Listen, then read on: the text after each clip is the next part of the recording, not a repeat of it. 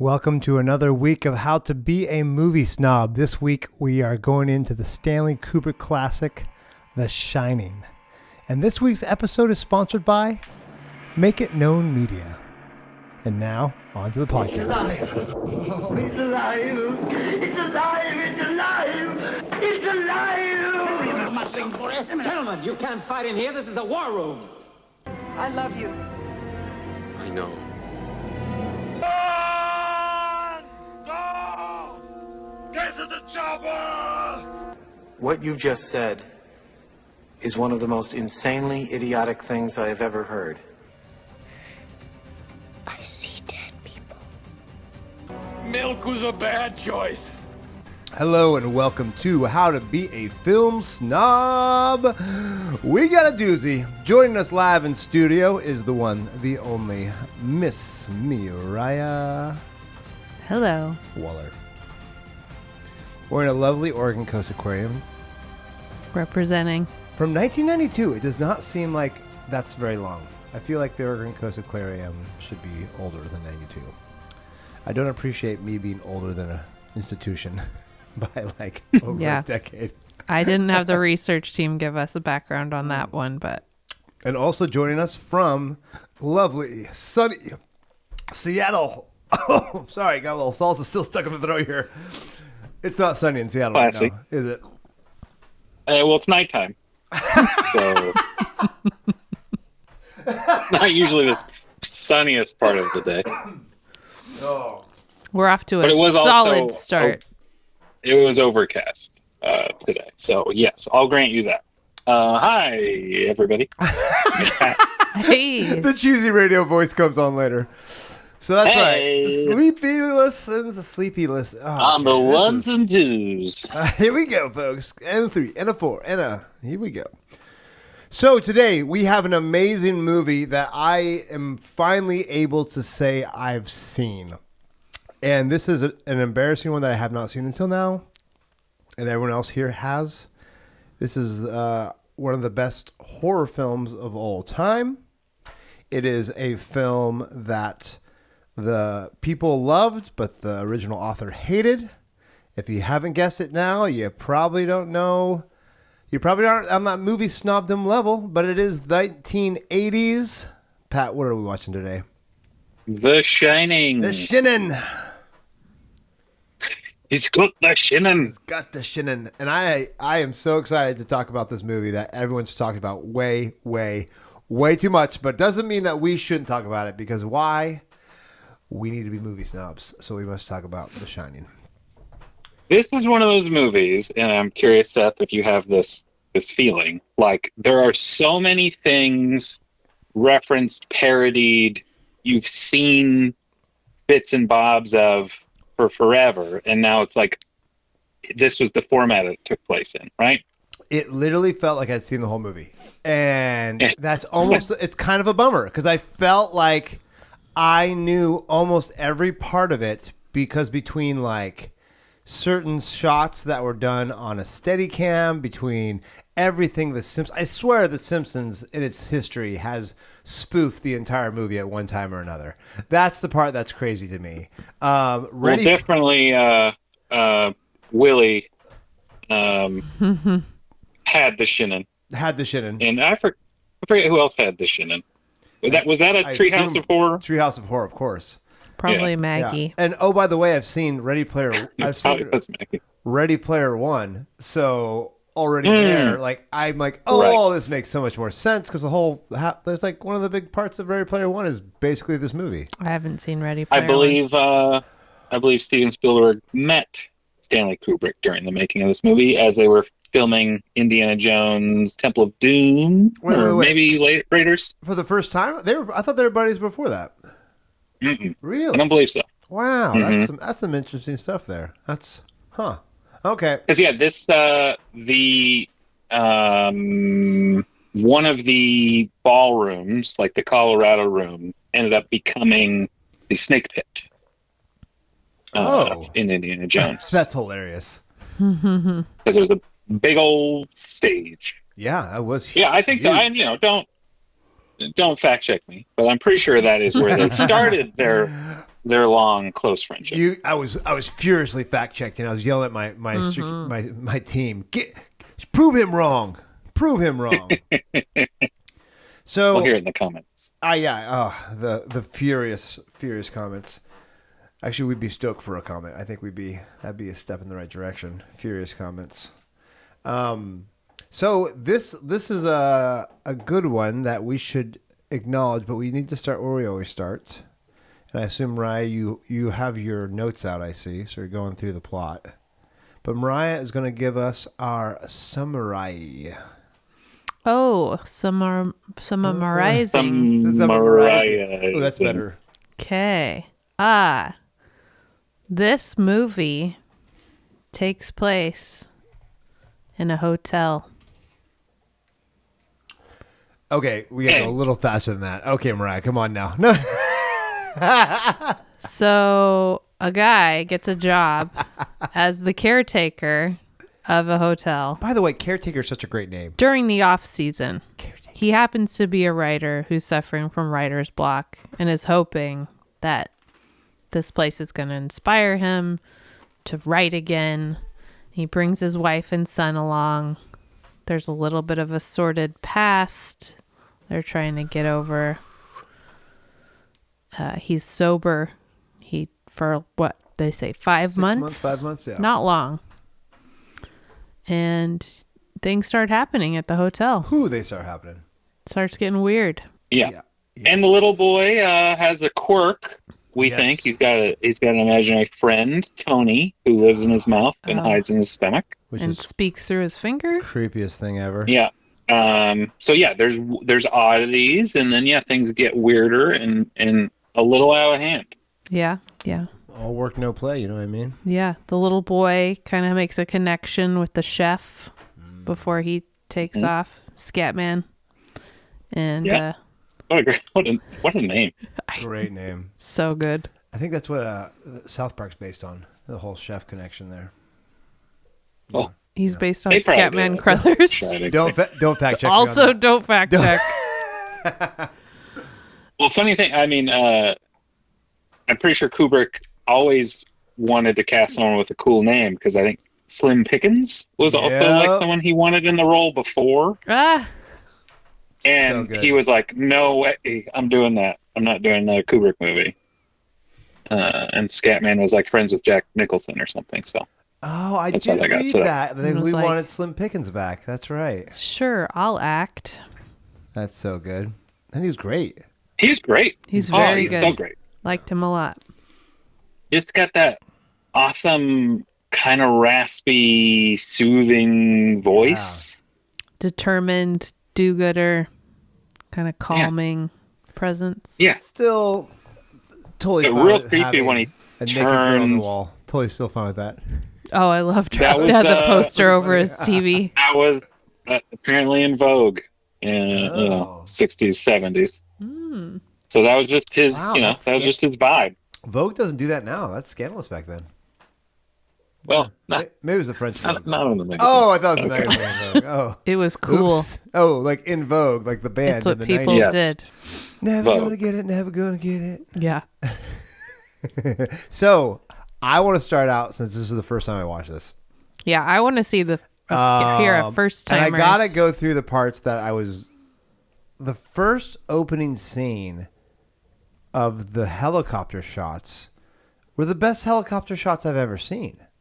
Pretty good, right? I literally thought, how could this not be a drone? How can this be through glass? How can you have that angle and follow the car that well in a helicopter instead of a drone? And I was so impressed by those opening.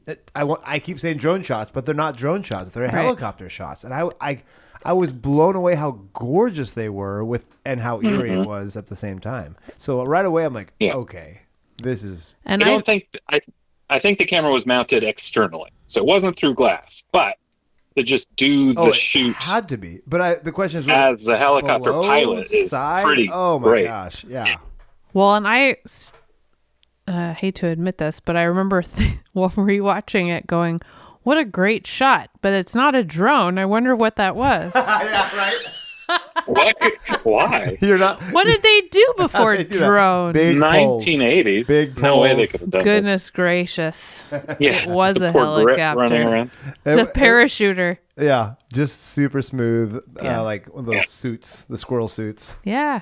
So I'm a big fan of this movie. I didn't love the turquoise text scroll. Oh my gosh, all of the text was terrible. The beginning text, the text at the end, it looked so bad.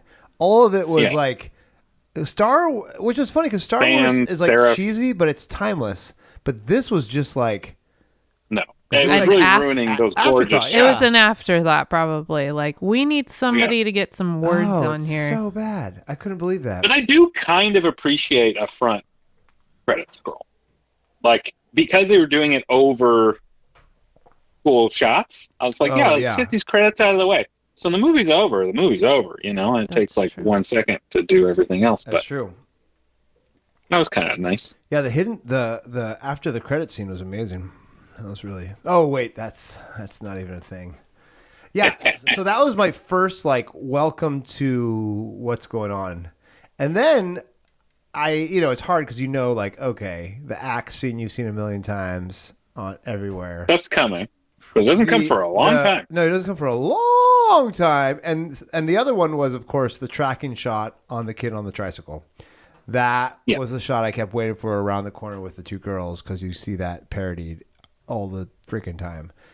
But then, so the beginning part was like the most fascinating to me because it's like, oh, why does he want this job so bad? Like he obviously, what's going on? There's obviously some weird thing about this. Like you don't seem legit at all. And you don't care about any of the problems of you being a caretaker. And you obviously have some other issues that you have the time to be a caretaker. Okay.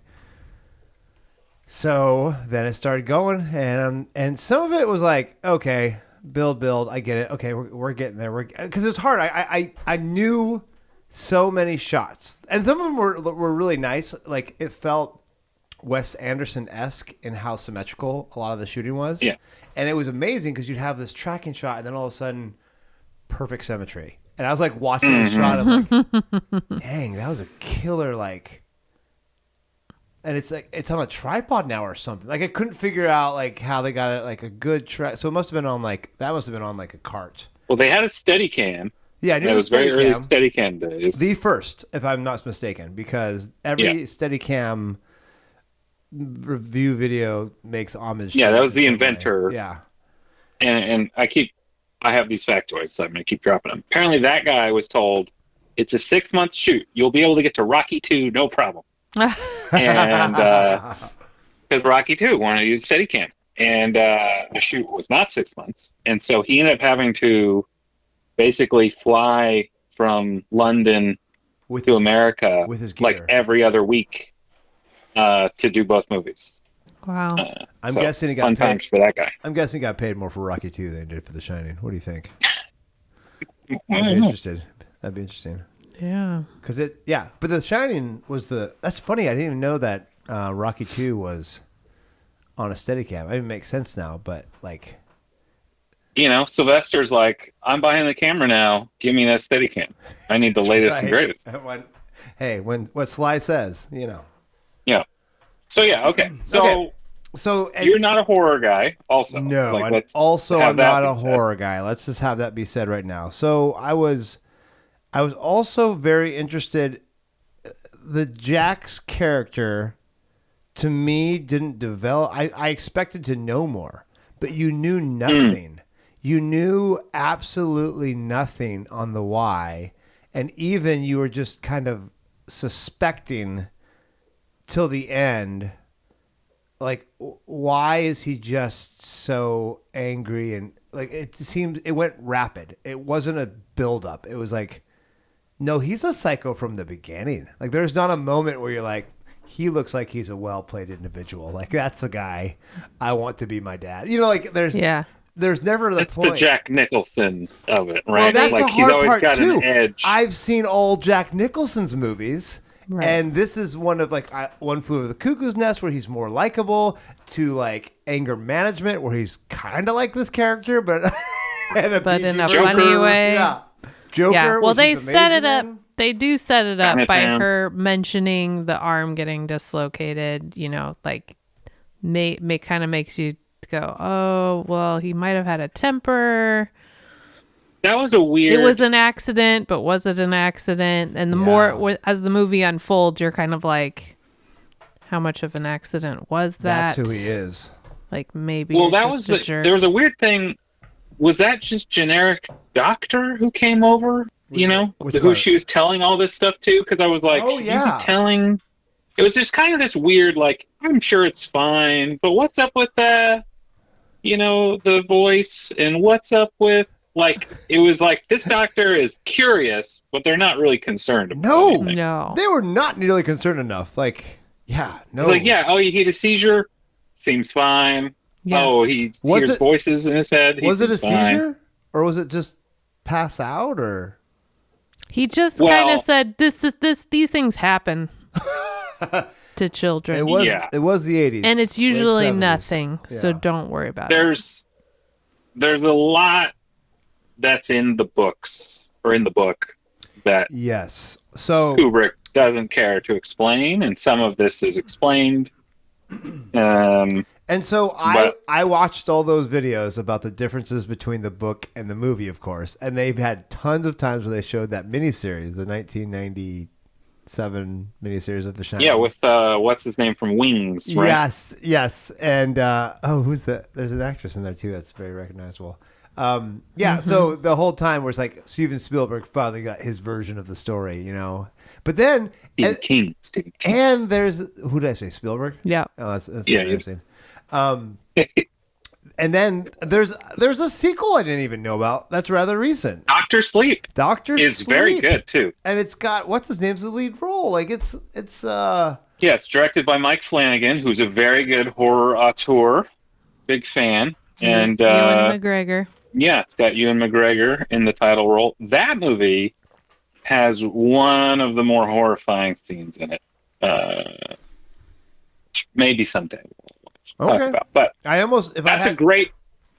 So that. Wait, was it a movie or is it a series? It's a movie. No, it's a movie. Because the other Shining was a series, but then. Well, I know I'd started it. I just didn't remember if I had why would I have stopped watching it? I don't know.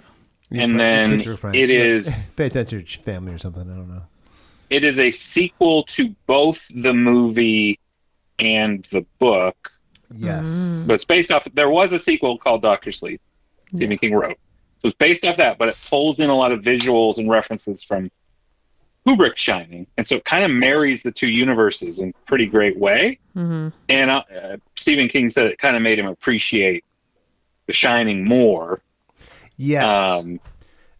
The Spielberg, anyway. the Stephen King version seemed more ghost story. Everything more ghost story, more Shining. Yeah, going on. And then but Stanley Kubrick's was a psychological thriller. Right. Yeah. It was more, and it reminded me of, in the same vein of why I thought Joker was so good, because it's not about, the superpowers. It's about the psychological break more than, because there's so much supernatural going on, but that's not the part of the movie that you're drawn to, which is probably the brilliance of The Shining, despite all of the supernatural ability. The clues are fast and they're subtle. So if you miss them, like when he has a conversation with her at the beginning and talks about, are you liking it here? I love it here. I felt like the minute I walked through the doors that I was like coming home, or I've always been here and I never want to leave. And you know what's funny? Every corner. And I got that after I'm like, okay. It just seemed too obvious when he said it that way. I thought he was like, because he's so sarcastic and not, you don't believe anything that conversation is kind of weird in his tone. And all of his tone, you don't know if he's being genuine, sarcastic, or just saying, like, no, of course I wouldn't hurt you, son. Like, there's always this weird, like, you don't trust anything he says. And so when he says that, it's like, yeah, that conversation seemed all sarcastic. And then as you move along, he just seems to transform a little bit more. Or is it he's just trying to change their mind? Because half of the time he's just lying overtly too. Like it's like this is what I'm doing. Well, Wendy seemed pretty willing to accept any explanation he had for anything. Anything he said. Okay, hun. Yeah, she was damaged goods for sure for just being like okay, but she was like at least she could sense like is the crazy. But like before it was like you're in an abusive relationship that you should have got out years ago, honey. Like this whole thing is, but that's probably I was okay with that because unfortunately that's more truthful in a lot of real life situations. But man, which was I think a big thing Stephen King didn't love was those dynamics were there from the beginning versus in the book it's a slow burn for all that to happen. And so which I would hate. Yeah, I agree. Like this felt like a real relationship, sadly. Yeah. Stephen King's been more watered down for sure. People give Shelley Duvall and Jack Nicholson a hard time for their portrayals. I thought they're like pretty great. As weird as Jack Nicholson is, almost like comedic. It was like something's wrong with you. Like, and I felt unnerved because it felt like he was a wild card all the time. Yeah, which I think was the point. But I liked it. It took me a while. I liked that it was kind of funny in a weird way. Very weird. It took me a little like after that first conversation with them where he's more sarcasm than he is, even psycho at that point. But as the movie progressed, I was just getting more and more just, it's so believable how he's kind of like breaking. Something is happening. He's in and out of being a little possessed by this hotel, and then he just is in it. And okay, the scene that really took me more than any other scene, because the other scenes, unfortunately, I'd seen before in one form or another. Like I knew about the lady turning into the old lady. I knew about like the blood coming from the elevator. I knew about the twins. I didn't know about the twins showing their dead bodies. That was rough. I was like, oh crap! Also, that's rough. Not actually twins. No, they're sisters. 2 different ages. Yeah. Okay, so there's actually a conversation about that. I'll get that. Pause that one for a second because we'll get to that in a second. Because that's. Although many people say the twins from The Shining. And and it's the shorthand because they dress alike and they look very similar. I'm going to take a take. You guys might not agree with me, but we'll go there in a second. The scene where Jack is screaming in his sleep, and Shelley in the boiler room comes running towards him, and that's when you think, "Oh, Jack's not a psycho" for a half a second. That's the only time I felt sympathetic to the character. The only time in the entire film. Where he's battling. Because before he's just like a liar, scam, jerk, whatever. But that time he's like, I don't really want to hurt my kid. And then the part that was the weirdest scene to me was then when the kid comes in all scuffed up and Shelley Duvall's character blames Jack. And Jack with I think this was one of the best acting in the whole film wasn't sure if it was him. It wasn't him. He was concerned. He had all these emotions. He was just kind of in a trance. He was like, in this weird, what is happening? But then he was mad that she blamed him. But not till later that fully formed through. Like at that moment, it was... But all of that chaos was that was... moment, and right? so Confusion. That was the one time where I think if they would have made him more of a sympathetic character before that, because I just think they made him too mean early on. Because imagine if they made him more likable in the beginning, because you don't like him at all.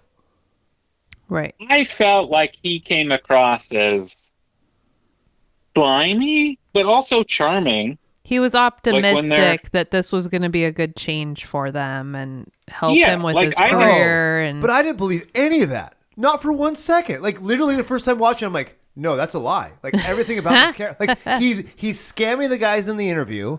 He doesn't actually want to write a book. Like never for a second did I think that was true. And the only thing I thought was... I think he genuinely thought he would be able to write. I think I thought it felt like he was someone who was in a rut, like he was teaching but he didn't want to keep teaching, and so he thought, like, I have to write my book, right? My life is getting away from me. I have to write this book. And he had connections that got him this job that would give him this time. I think it's very valid to say he's not actually a writer. Right. He wasn't going to be able to We do all it. kind of knew he wouldn't be successful because he was just assuming this was like a fix-all. It would just magically come to him being in a new place, in a new job. And they had just gone to a new place. Mm-hmm. Right? And so it was this like, yeah, he's looking for an escape of some kind. Mm-hmm. And therefore susceptible to the hotel's energies. Mm-hmm. And I think that moment you talked about is like his last bit of real Jack. So before he's fully taken. I'm just saying I didn't have that. I know what it was supposed to do, but I didn't feel that because I didn't. Yeah, I mean, heard that it's afterwards. so not... Because I heard that afterwards. I'm like, well, yeah, maybe, but he wasn't that nice to begin with, and so it felt like a con man. Like I think that's what Steven Spielberg's big problem too. Stephen King's big problem too. I gotta get those straight because he's more sympathetic in the book apparently, and that's what he becomes. Well, he's like a really nice guy at the beginning. Yeah, but he's not a nice guy at all. He's maybe because it's Jack Nicholson too. Maybe I can't not see him as a crazy. Because there's only a few Jack Nicholson movies where you're like, oh yeah, he's a guy I just want to hang out with. Yeah, there's always a thing. Yeah.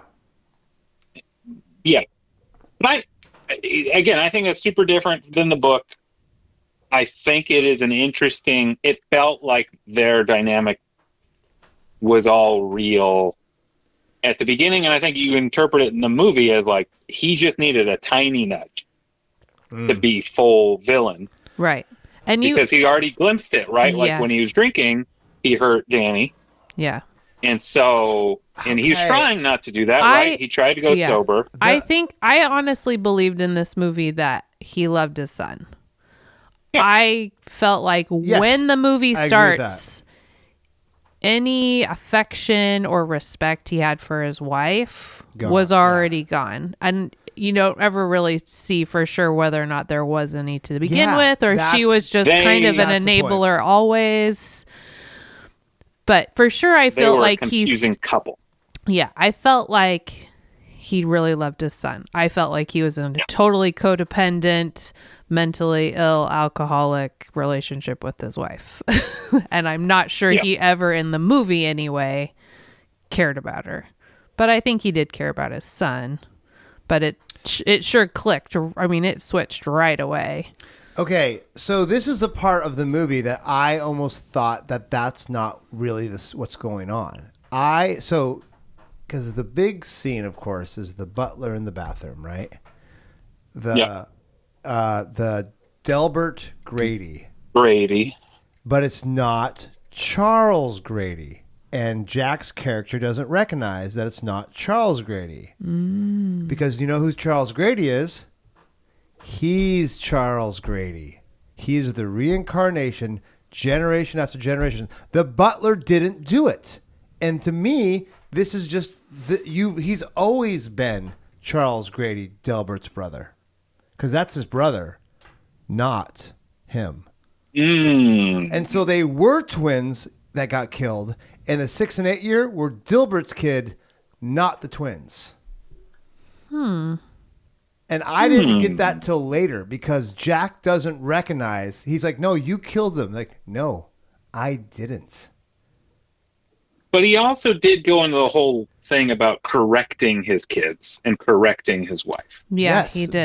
But that's confusing. It's confusing. So he murdered somebody. Well, possibly. Or he took care of him in some way or another. But one of them tried to burn down and they never make reference to that. Yeah, and they don't make reference to that. So those twins, I believe, are twins. And they are Charles Grady's kids, not Delbert Grady's kids. And that's the whole point of the 1921 picture. Sorry, we went really far to the spoiler right away. I didn't expect this to go here now. But that's the big thing. Like, when I first watched it, I'm like, oh, he's Delbert Grady. No. And at the end, I'm like, he's not Delbert Grady. Delbert Grady's two girls are not the twins. those two twins were Charles Grady's kids. I mean, I definitely buy into the reincarnation piece because he's instantly possessed as soon as he's there. So and he felt like, he'd been there forever. He never wanted to leave. He knew like the whole layout of the place without ever being there and before. And he's talking to the barkeep. He is Charles Grady. So that's the big thing. I think a lot of people do, because when I first watched it, I'm like, oh, he's the reincarnation of the butler. But then I'm like watching, then I like had to like go through all the facts of the movie again. I'm like, oh crap, I totally missed that. That's not Charles Grady. That's Delbert. And they're two different people. I pictured it more of like this place is messed up and you're going to get possessed by the same entity or whatever that made that guy kill his family, and you're going to do the same thing. I think it's okay to interpret it both ways. I think the movie allows for some ambiguity there because it's fun to be like, what's this? Who's that? Yeah, they aren't explicit. They change the meaning, but it does change the meaning of the film. Like if you're talking about a guy who's being broke by happened to be in the situation that's not connected, but the photo at the end is the part that's the most like, wait a minute, why? So I had two thoughts about that. When I first watched it, I'm like, oh my gosh, one of those things where you die and then you get put into the picture and you weren't there before. So that was my first thought, right? Like those old, like the 2000, like the old cheesy movies. Like he was just collected. Back to the Future. Yeah. Back to the Future 3. Like he just died and he's in the picture now. But then I'm like, no, it seems to be more of a reincarnation. And I totally missed the line about the Indian burial ground because it's so played out now. Oh, right. Right? Yeah. And so I was kind of wondering, like, was this one of the earlier ones of that? Because obviously that's what happens in Poltergeist. Gotta be, yeah. A billion things. Also, that even the photo gag is used so much in so many things. Mm-hmm. But I think even that one, Seth, is like, it could be a bunch of things that, are all those people. Yeah, is it reincarnation? Is it some weird time thing? So it's weird because like some people are like, no, they're different people. Like it's fact. Like IMDb has it, they're different people. Like, you know what I mean?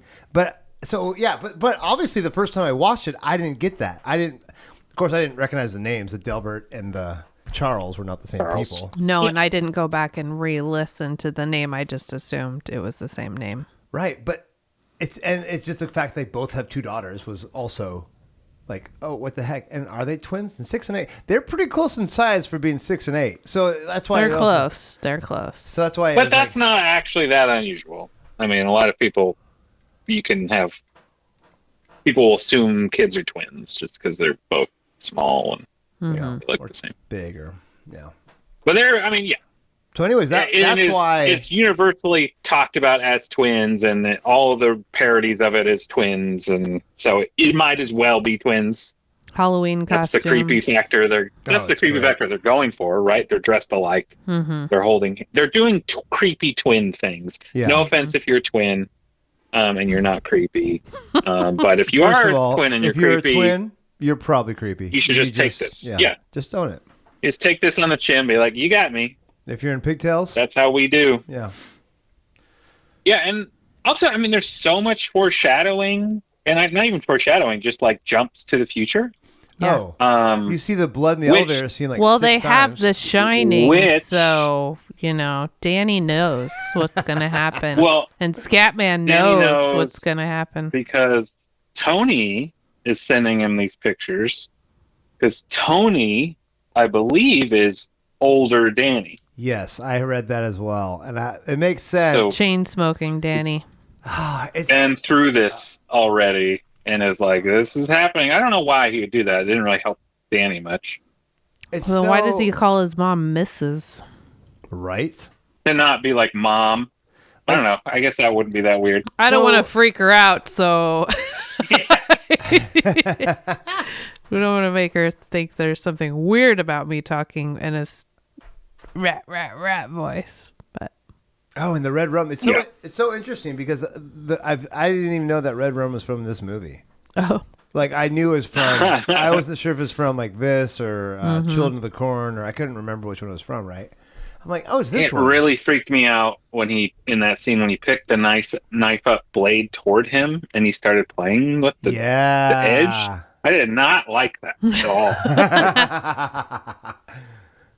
When my 14-year-old son is chopping with a knife, I don't like it. So a little kid pointing it toward his face in a weird, red rum mood was like, no, turn that away. I was just like, your mom. Stop. It's a prop. Everything about it. Like it's hard for me to get. It's been so parodied that I think it lost a lot of its shining. Yeah, because dulled it a bit. It dulled it a bit, like that blade that kid was playing with.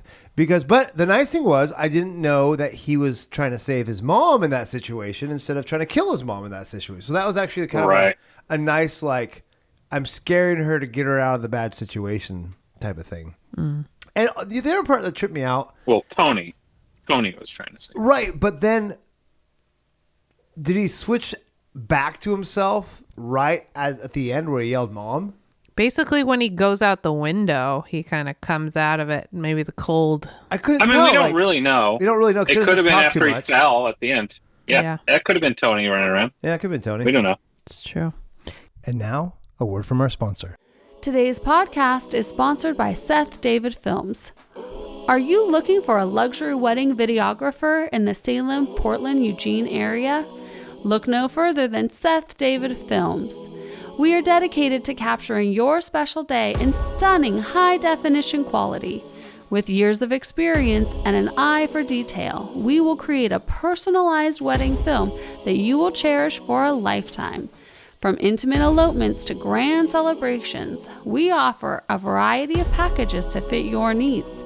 Contact us today to learn more about our services and how we can make your wedding day unforgettable. And now, back to our podcast. Can we talk about the fact that this got in the Guinness Book of World Records for what? How many takes Kubrick made her do? Oh, yeah. It's so Was it evil. 127 or something like that? Get out of here. And the trauma. The Guinness Beer of World Records. Which it's interesting, and I think depends on which interview. She hated and appreciated the whole thing. He said, I wouldn't trade it for anything, but I also have permanent psychological damage. So yeah.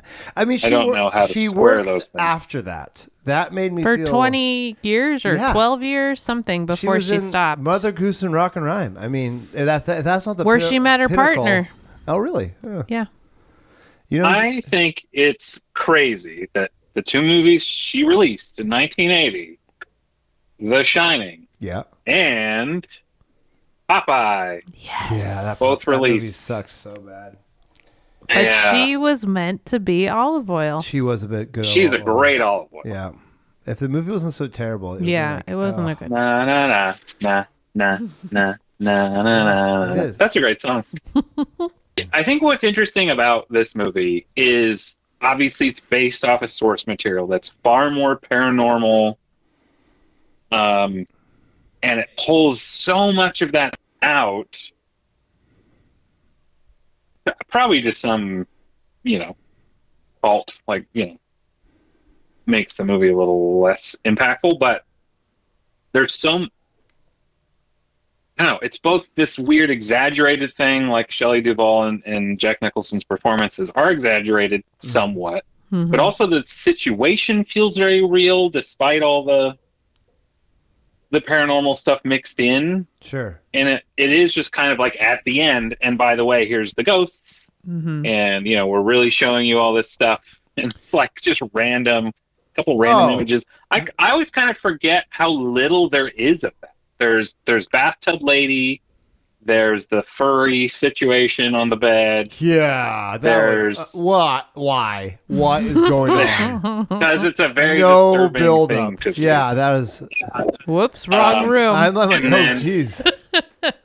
And then you've got the great party guy, and it's like. And then the cheesy skeletons with the Oh, sure. Yeah. The cobwebs on them. Yeah, the whole party scene. I guess it's Yeah. 1980. I gotta get over that. But Yeah. This I liked. It was interesting to me that Kubrick talked about how Barry Lyndon being such a commercial failure, he wanted to make a movie that would be commercially successful, but also enable him to be his artistic self. And this is what came of it. And interesting. Boy, compared to Barry Lyndon, he totally redeemed himself. That's true. Let me just say, true. well done, Mr. Kubrick. As our second Kubrick film, I have to say this was way more watchable. And it's pretty crazy. These are back to back. Yeah. Really? Like this one did right after Barry Lyndon. Yeah. Oh. Except, and then before that was Clockwork Orange. Yeah. Clockwork Orange. Which is even crazier. What a sandwich. That's big time. What 3 films compared to that in a director's career? I read a funny anecdote where I think to do exactly what you're talking about, find something, that would be commercially viable. He was reading a bunch of modern literature, and if he didn't like a book, he'd throw it against the wall. Oh yeah, apparently. his secretary Like, kept hearing booms on the wall. But when he started reading The Shining, she didn't hear anything for a while, so apparently that was the pick. What a kook. Yeah, okay, so here's the thing, and I don't know if I'm just numbed to it at this point, because I've seen it quite a few times. It was not nearly as scary to me as it once was when I probably watched it the first time, which I was very young. How scary was it to you guys? I felt like this time was watching it was scarier than I expected it to be. Like I was like, oh, it's weird, it's supernatural. I remembered all that about it. But I also would like to say I was in the garage watching this during a workout. So it was getting intense and I had to run up the stairs to get back into the house. So there was that factor of watching a scary movie and running upstairs. So that might have just put it into a little more freakier mode. But I found it to be more suspenseful than I remembered. But I also haven't seen it in such a long time. Yeah. It's great, though. What did you think, Seth? Well, I had 2 thoughts. My first thought was, if I put silly music to this, will I not be as scared? How would it play? Somebody recut a trailer where it was like a family comedy. Yeah. With a horror film. movie. Yes, I've seen people do stuff like that. Yeah. That's so, because the music is everything. And it's just like these scenes where it's more like the money pit than Now, but Shelley Duvall would be hard to take any of those scenes because she's just freaking out the whole time. Like she's just a lot of she did a lot of screaming and She crying. kind of has perma freaked out face. Yeah. You feel bad. She walks in the room and you feel bad for her, and you don't know why. You know. And then you learn of all the reasons why, but you're like, oh Shelley, I'm your sorry. kid's possessed by Satan and your husband wants to murder you. I guess it's a rough day for you. That's and all you're trying to do is make sandwiches for all people you're trying and to keep do. the boiler going. That's right. Keep that She's boiler doing the going. whole innkeeper job. Yeah, the boiler apparently was a real big deal in the book. Not a big deal in the movie. Well, she did Well, it. yeah, I mean that ends up burning down the whole Right? How cool would that been?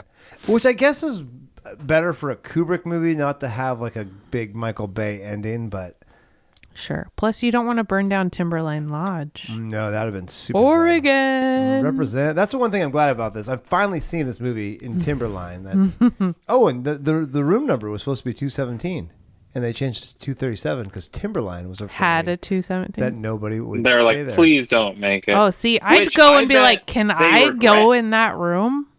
Yeah. Yes. Well, they constantly have Requests for tours and 237. stuff, shining stuff. Yeah. And so I think that is, they thought that at the time, and then later realized, people will want to come here for that reason alone. But you got to remember, Barry Lyndon just came out, so they're like, we're good. Yeah. Like, let's not invest in this There's number, okay? Even that's kind of a funny, interesting thing. So obviously the Timberline exterior, Yeah. or is the exterior of the Overlook, sort of. Mm-hmm. There's no hedge maze, and Yeah. it's Be not cool all if there was. That would be cool. Yeah, it'd be cool. Almost every room is based off a different hotel. Yes. And Yeah. so, like, the bathroom's based off one hotel, the Colorado or the Gold Room. And so people go to these other hotels and like, wait, is this where the Shining is? Yeah. Yep. It's And like, then kind so of. much other of it was just on a set, too. Yeah, exactly Of the right. interior. Yeah. Well, no, I mean, they went to all these hotels and photographed them and rebuilt them basically as the sets for the Overlook. But like, that's kind of this interesting, unnerving thing that is just like how the contrast between the architecture room to room is all a little like off-putting, but it somehow all worked. Like, honestly, the red bathroom didn't even faze me in the scheme of the movie. And the green bathroom with the naked lady bathroom, that was so cool looking. Like, it was just amazing. Yeah. Right. Like, I was like, this is the coolest like mod bathroom I've ever seen. And I know Carpeted that, up to the bathtub, though. and I know that lady's going to turn rotten soon. So I was like, I knew. It's kind of a bummer because I just knew everything that was coming. I'm like, she's going to be naked, and now she's going to be rotting. And I've actually thought it was scarier in Ready Player One than it was in The Shining. So that's the bummer part too, is because the Ready Player One could do better effects. So yeah, I feel like I watched this movie 10 years too late. If I that is a bummer because you knew too much. I knew way too much, and I know Jack Nicholson. I don't know much Shelley Duvall, but I knew enough of her, all those scenes, because the best scenes that she's in, I've seen them replayed a bunch of times. The Here's Johnny's so overdone. It's just, but it's still very watchable. Oh, still like. Never for a second was I like, this is boring. Never. And were you scared? Did you get caught up in the suspense? Not as much as I probably could have. And I know. What about the labyrinth? The maze at the end. No. When Jack's chasing Danny. You weren't thinking like he's gonna run into him. Because in other movies that I've seen that have parodied it, like I'm like I already You gotta knew. suspend your disbelief, man. I know. I still got kind of like. Ee. It was good. Like it's all music. Like it's all the music. It was great. So music and sound design in this were. I mean, I don't know if we pivot to some of the craft, but like how unnerving the big wheel wood to carpet noise was early on. that was great. You know, it's like when it hit. Yeah, that was so. I noticed that as well. That was great. So jarring. And I kept waiting for Jack to come out yelling about it, like, stop making that noise. That's the crazy part. It's and then all these normal things that are just like unnerving if you're in the wrong set of mind. Well, even him playing, in this geometric carpet from above. That was my favorite scene with the tennis ball. Sinister. By the way, I didn't know that was a tennis ball because I thought it was a baseball because it was white, right? It was yellow. Oh, I think. It was weird colored. It's because they had white tennis balls back then. Oh, it was lighter. Yeah, because like they haven't had white. Yeah, it was very light. Yeah, but the screen I was watching on may have been messed up, but it looked like it was a white ball, so I thought it was a baseball. But then it's like, no, the tennis ball. I'm like, that's those old white ones I used to play with in the 70s and 80s. That makes sense. I think took like 40 takes or something to do. And well, you know what I noticed that's about kind of that? insane. Because the first thing I saw that, I noticed the divot in the carpet. Oh, So they tried to make it run a to divot it. in the carpet that made it run perfectly in the middle to go perfectly symmetrical. Because I'm like that's watching clever. Happy Gilmore, and you kind of see some of the Exactly cutting marks. Yeah, That was just an amazing putt. that was it. Hey, Move the hips. You gotta move the hips. the other thing that kind of struck me reading about it was how much changed on the shoot to the point where Jack Nicholson just threw away the script when he'd get it because he's like, this so is going to funny. change. Yeah. I just watched the behind the saw scene that footage, too. and he's like, I just don't even. I thought he was joking. But No. literally. Yeah. There's so many rewrites and edits. And a lot was improvised. Here's Johnny was improvised. Him throwing the tennis ball against the wall was improvised. Yep. Like it, which seems for someone who's so meticulous. As Kubrick for reals. Yes, the fact that he was like, sure, like let's do that. Let's do a different line. Mm-hmm. And I think he's looking for it's one of those things. It's maybe he's not as meticulous in some ways. He's looking for something specific, which is why he pushes people so far, and why, like Jack Nicholson's the most unhinged, and he throws out the Johnny Carson reference because his brain went there, and it's like cool. Yeah. Although Kubrick didn't recognize that reference because he's English, so that wasn't even maybe going to be in the movie for a bit, which that's is what I heard that. insane. Yeah. Also, that shot, both times where the camera's tracking with the axe swing, felt like it was the so Beats commercial. good. It was Yeah. the Beats commercial. Like, so we do that on TikTok all the time now, like where we follow like part of the face and we move it around. follow But he was action, doing that in 1980 with that. And it's so good and intense. Yeah. And reminded me of Twister, because that's the movie playing when the Twister comes through the drive-in movie theater. Good. Right. Rob. That scene. Nice. Yeah. That movie was on TV today too. Hey, all right. I On TV. Wonder- You watch TV? I'm so confused with that. My station. mom Still watching does. TNT? Our mom was downstairs watching Okay. it, Who and I was watches like, "Hey, TV? Twister."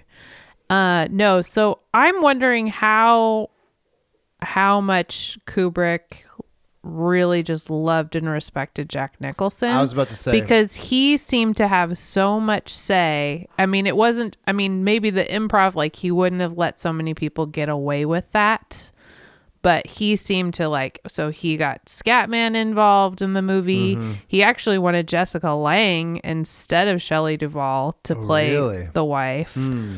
But he, Well, because she felt like she was more like the book character, which Right. she probably was. Right. More strong-willed and things at the beginning. right, Yeah. seemed like he had a lot to do with how this movie Yeah, for was real. made. He was like the inner circle. Yeah. Yeah, and it felt like Apparently, Kubrick was very nice to Danny. Mm-hmm. Danny has very fond memories of making the movie. Oh, good. yeah. Danny Lloyd. It's interesting and confusing. Danny is named Danny, and Yeah. Jack is named Jack. Yeah. And not Shelley. Wendy and Shelley. Yeah. Screwed it up.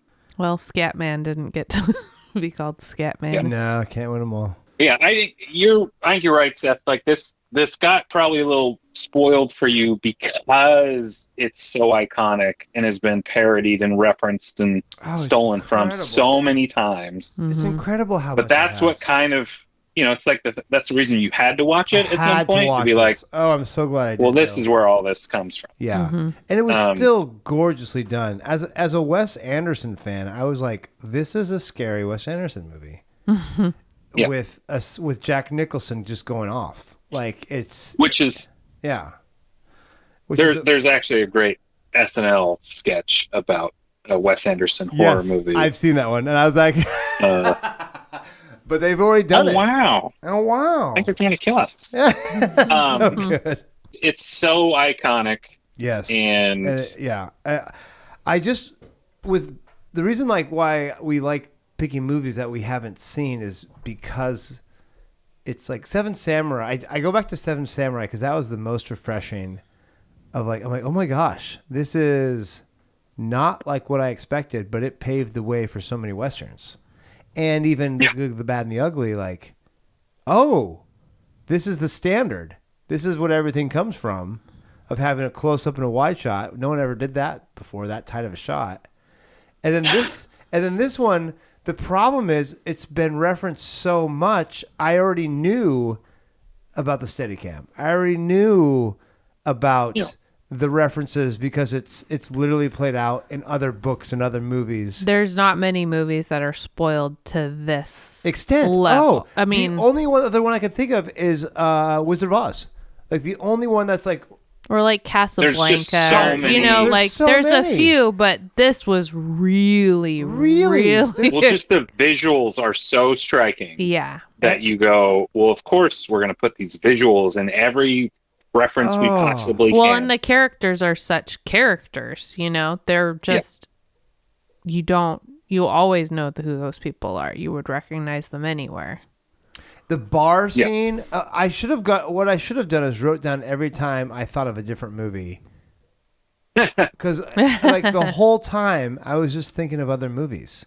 I was thinking, oh my gosh, this is the reference to that.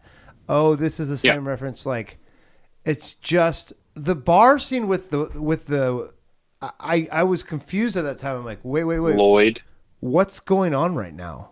Is this? And that was like one of kind of a fun moment for me too when I realized I'm like, oh, I didn't know this was this kind of movie. I didn't realize, like, I knew that like there's scary ghost people, but this guy's not going to turn into a zombie. Yeah, no, but you knew they were all ghosts because they explicitly said in the whole interview process, oh, well, we take all the alcohol out of the place. You know, in the off season, there's no alcohol there. Yeah. Like, oh, well, good, because I don't drink. Yes. There's actually very little murder and gore in the movie. There's the shots of the girls, and there's Dick Halloran getting axed. And then there's cheesy skeletons.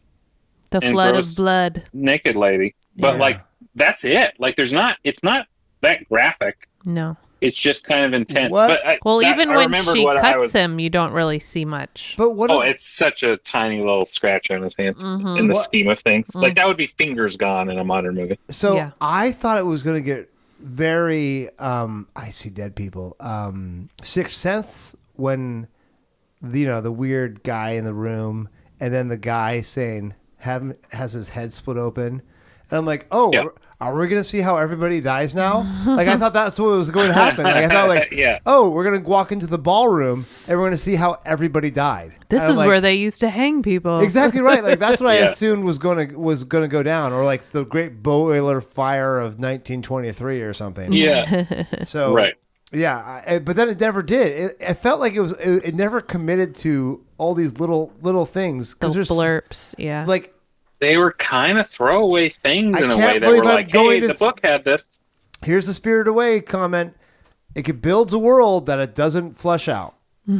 Similar to Spirited Away. I don't disagree with that. Because there's so many references that it doesn't build out. And I'm like, oh, yeah. So, yeah. Which I had no... But I think for this, the book will back all those pieces up, though. The irony is but like you can't watch the movie... No. On its own without having some of those thoughts. I think those are super valid. And there's stuff to me where I'm like, what is that? And I think in my brain, and I probably know too much now, and I wish I could kind of go back to first watching Pat and be like, but I think those like scenes with the dog bear guy, it's like, what's happening? Like, it was meant to be a what's happening. Like, I don't get it. Sure. Like, these are just things that the hotel is revealing at this point. These are ghosts. Yeah. And like, cool. Like, it just disturbs me a little bit. And so that's enough. But it doesn't like make sense. No, but neither does Stanley Kubrick. No. So I just kind of dismissed some of it as like, well, it's Stanley Kubrick. It's going to be weird. Yeah. But I did, the thing I forgot because of the SNL sketch was so many, like, especially modern slow burn horror movies are coming out now. Like all Ari Aster's stuff, like Hereditary and Midsommar. Like, it's this slow burn, tiny trickles of weirdness, and then this crazy end. Like everything escalates. Yeah. That's this movie, right? It's going on the same pattern. And it follows explosion. It follows me, gets you a little earlier. I think movies that do that now give you one pretty clear murder early on, and then they'll slow burn for a while. So it's like, hey, you're watching a horror movie. Yeah. But that was clearly the pattern for this. Yeah. Are we to the would you recommend this to other folks section? Oh my gosh. I feel like that's not even a question, really. It's so you must. It can be a question. Well, okay, so let's unless you're really again, you're not a horror guy, right? Right. And this isn't as horror-y as some things, right? You're not as horror-y as some things. It's not Cujo. Yeah. Oh, I haven't seen Cujo either. That probably doesn't surprise you though. Oh, that's a good one. That's pretty good. Yeah. I want you to see Pet Sematary first. Okay. Although I don't like that dogs are villains. No. I like the cats. You should do Pet Sematary. Pet Sematary. And even little spoiler alert. Come on, I don't know. I know nothing about Pet Sematary except for the Ramones song. I don't want to be buried in a pet cemetery. Yeah. Don't want to go down that road. Yeah. You probably do know more than you Really? realize you know. Yeah, that will be one of those kind of referencey things. Like less than this, but there's You're still like, some. oh, that's where. Speaking of things. Simpsons, I'm pretty sure There's a a lot. lot of Pet Cemetery. South Park had a pretty good Pet Cemetery. Yeah. To me, it's a weirder one. Like I definitely select my audience, but I think it's so well done. It's so well shot, like, and so interesting visually that if you care about cinema, you like watch this. I think a lot of people aren't going to like it because of the pacing and because of the weirdness. But I think it's the partnership of Kubrick and King. That might just be off-putting for people just knowing the names involved. But I think a lot of people would be pleasantly surprised. Stephen King is a great writer. He writes things like The Green Mile. Mm-hmm. He writes things like I read his book On Writing, where he talks about his That's a great book. It's a great book. I'm not a good writer, and I realized, this book's not for me. Because you have to be a good writer to become a great writer. I'm not a good writer. But it was good. It was a great book. And he just understands the craft of writing, right? And Stanley Kubrick understands the craft of filmmaking. So for me, I was like, great writer, great filmmaker. What's the problem here? And this is arguably Stanley Kubrick's best movie. Arguably. 2001, of course. You got... But this is up there. Like, this is one of... Is it his most successful? Yeah, probably. I don't know. I mean... Yeah, it might be the most... Probably most... I'd say most successful, for sure. And I think early 80s horror was pretty popular. That's when we were getting a lot of... Nightmares and Nightmare on Elm Street and all the things. Last House on the Left. Alien. Oh, good stuff. I think that was all pretty early 80s. And so... The Thing. The Shining. Yeah, it's hard. Actually, this list has The Shining as number... Oh, wow. This is Barry Lyndon above it. This list is stupid.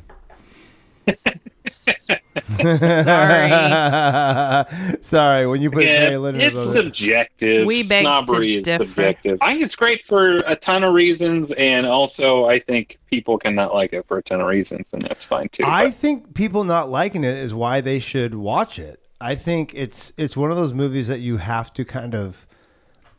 You know what I mean? Like, you have to know a movie to say whether you like it or don't like it. It's almost a snobby answer to say, I don't like The Shining. You know what I mean? But you have to see it. It's one of those ones you have to see to make a decision on. Even though it's so overplayed. It's like Citizen Kane.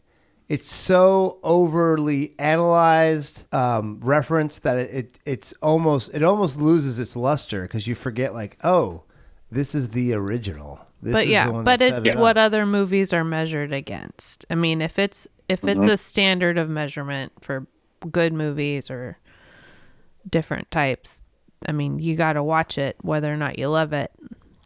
I loved it. Yeah, I thought it was great. I just don't know. I don't know how you could not see The Shining and be a movie snob. As a person who doesn't like scary movies, which I am, do you still recommend it? 100%. Okay, because it's still you still have to like. I mean, it's not jump scary. There's very disturbing imagery at times, but it's not like. And it's only intense not really at the end. Pull a blanket up. Yeah. Yeah, you're not camping that much. Like it's intense. You're in a tent, but not the whole time. You're in a tent, but there's hiking. There's a bathroom. Gosh, you know what's number one on everyone's list of all the Stanley Kubrick films? Not Eyes Wide Shut. Not Eyes Wide Shut. What? Not AI, artificial intelligence. That's not done yet, buddy. Wow, someone's got Eyes Wide Shut at number 11. That's hilarious. That should be like lower. What's number one? You've left us hanging. Seriously, you guys aren't going to guess. You haven't guessed a single movie. I'm waiting for you to guess. Movie. You guys just literally not. Dr. Strangelove. Mariah? 2001. Dr. Strangelove. everyone has Doctor Strangelove number 1. Wow, it's a great movie. And So that's why Slim Pickens didn't want to do this movie, because he was in Doctor Strangelove. Which is like, no. Yeah, I've worked with that fool before. I'm done. Which, I've one last anecdote I'll leave. So Scatman did a Clint Eastwood movie right after this. So Clint Eastwood is on the other end of, he does like one take, basically. Yeah. And when he realized that coming off Kubrick, he like cried like, the first take. Like, really? It's just one. That's so Thank great. you so much, Clint. I love you. I've been broken. What did he? Anyway. What movie was it? Bronco Billy. Oh, Nice. Which I never watched that super movie. well known. Not top 200, I don't Maybe think. not heard of by me. Movies, probably. No, not going to be on our list, I don't think. No. Yeah, it's interesting because I'm surprised how low The Shining's number 3 on the IMDb user list, but I'm surprised it's not higher up there. But What's second? 2001. Paths of Glory, Clockwork Orange is number 1 on some lists. A lot of people have. There's some people have Clockwork Orange as like top 1, 2, or 3, and then some people have Full Metal Jacket ahead of 2001, which is. I love Full Metal Jacket. I mean, I get it, but You love Full Metal Jacket? Yeah, no one loves It's a great movie. And I am so blown away by the boot camp part of the movie. Yeah. I probably should rewatch it. I probably should watch Boot camp's That's crazy. That's all I remember. Great. Boot camp. Yeah. Because, you got Arlie Ermy, and then you've got It's like 2 movies. Vincent D'Onofrio. Yeah. Yes. Yes, it's 2 movies. It's 2 and I movies. love the first movie. And then I The second probably movie need to I forget rewatch about. the second movie. I forget about the second movie. Well, yeah, really, who cares about the second? Well, But and the honestly, beginning, ugh. 2001: A Space Odyssey isn't a fun watch. It's very slow hard and long in parts. and boring, although gorgeous. Yeah. Well, and I think the best parts of that, well, I mean, yeah, visually it's crazy, and they did amazing cheap stuff. I love the floating pen is just a big piece of glass with a pen taped to it, and they put it in front of the camera. But the bits with Hal malfunctioning are so good and intense. And it's like, that movie is amazing. And then you get in the Star Child stuff, and you're like, what's this? What's happening? It just It's got real just weird. nuts. But yeah, I think and that's so Kubrick, right? Like, he's so great at, I mean, a lot of his movies, you're kind of like, I don't know that I like this bit as much. Yeah. And Yeah, those are for the sure. parts where he's like, this is my artistic side. Yeah. And this is what I had to get in. And Yeah. the rest is like, of course I'm great, but I'm going to throw this in here. Yeah, just also. to piss you off. Yeah. Yeah. But yeah, No, I you think should it's go watch The Shining. And I think you two, if you haven't, Mariah, if you haven't, you should watch Dr. Sleep. I should finish Dr. Sleep. I haven't watched it yet. Dr. Sleep is the merger, like I said, of the book Shining and the movie Shining. Okay. And it's HBO? And it's, No. It might What be. is it? I don't know where it's on. It's in my Prime Video library. Yeah. I've got it somewhere.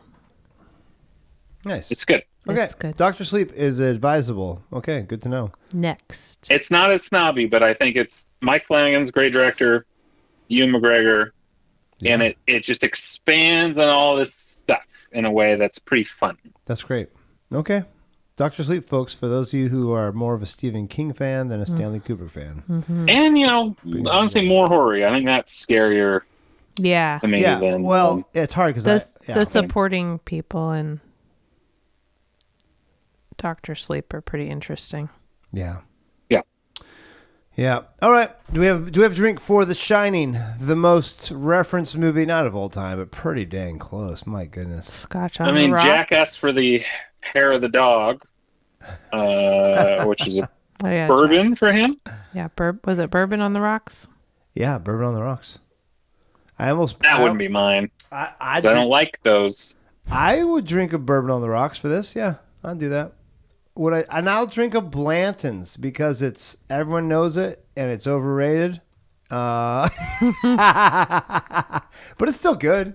It's not like I don't like Blanton's, but is it worth $150? No, I'm going to pay the price that they pay in Oregon, which is $60. So I'm going to go with the Blanton's on the Rocks. There you go, folks. You heard it here That first. seems fair. Pat? I'm gonna go with my fresh squeezed Deschutes. Oh, okay. I love that as an homage to the great state of Oregon, and because it's a good one.